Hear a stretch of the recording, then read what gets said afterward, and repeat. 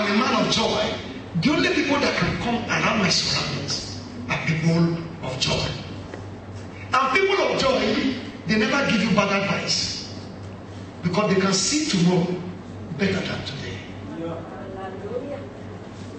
Joy attracts goodness. It is one of the things that attracts favor to you. I was in Rome and I sat down in an office with almost about 200 people. I was sitting down on my own, without all alone. Praise the Lord. And I was seeing how Nigerians could be animals, sheep without a shepherd. And while I sat down there, I was looking at them. The main boss there, he saw me and he came to me. Sir, why are you here? That same way, God found me in a crowd. From this day, I declare, in any crowd you are, the favor of God will seek out in the name of Jesus. And the people they were shouting, they said this is bottom power. I said, it's not bottom power. Anything from above is above God. It's favor.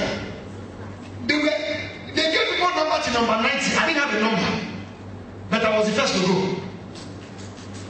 No number, but when I was going, they said, I got this thing. I said, you want it? Don't want it to go and come and give it to you. That is it. Why? Even as things were bad, joy. I was sitting there reading my books, enjoying myself in the Lord. Because he told me while I was going, don't worry, I'll go before you. And you will see me at work. That same way, from today, you will see God at work in your life. In the mighty name of Jesus. Be joyful. If you have a church member who is never happy, don't make friends with him or her. Get far from him. He will soon take his own or her own to rub off on you. Don't say because you are all members of Shield of Faith. Forget about that. In heaven, there is no Shield of Faith. In heaven, we only have Christians. Praise the Lord. Because if every time you make, all you do is to make me sad, is to make me sad, is to make me sad. Which means myself very soon, I will soon put on the garment of sadness. But if every time I see you, you give me joy, you give me joy, you give me joy, then very soon, even if I am losing, I put on the garment of joy. And when I put on the garment of joy, I become a win. Can I hear amen? If you look at it, only people who have joy are always winning. Joy makes you a winner any way, any day, any time. Don't look at the surrounding. Look at the inside. It is not all that glitters that is good. Praise the Lord. Number 3, be praiseful. You see, it's a sequence. You are in the spirit, then you can be joyful. Because the surroundings no more matter. Then when you are joyful, you can be praiseful. And only people who are praiseful are the people who are qualified to become wonderful. I will show it to you very soon. Be praiseful. One of the names of Jesus is Wonderful. Do you agree with me?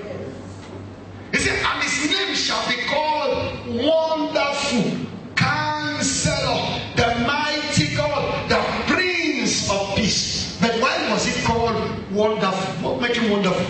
That word wonderful, break it into two. Your spirit is full of wonders. But what makes you to be full of wonders? Only when you are full of praise. Why? Exodus chapter 15, verse 11. I mean, what did it say? Who is like unto thee, O God? Who is like unto thee? Among the God who is like thee, glorious in holiness, fearful in praises, doing wonders. So if I am praiseful, I will be full of wonders. I'll be wonderful. But let us look at Jesus. Psalm 45. Let's look at it. Psalms chapter 45.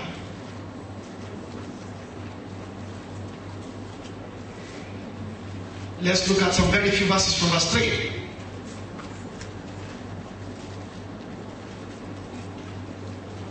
This is what it says. Let's start from verse 2. He said, thou art fairer than the children, Psalm 45 verse 2. Thou art fairer than the children of men. Grace is poured unto thy lips. Therefore, God hath blessed thee forever. God has sold upon thy thigh, O most mighty, with thy glory and thy majesty, and in thy majesty right prosperously, because of truth and meekness and righteousness, and thy right hand shall teach thee terrible things. The arrows are sharp in thy hand of the king's enemies, whereby the people fall under thee. The throne, O God, is forever and ever. The scepter of thy kingdom is right scepter. Thou lovest righteousness and hated wickedness. Therefore, God, thy God, hath anointed thee with the oil of gladness. Then you are now above thy fellows. When you are joyful, you will be anointed above your fellows, and you become wonderful. Wonderful. I have never been sad because I don't have money. In fact, when I don't have money, that's when I rejoice the more.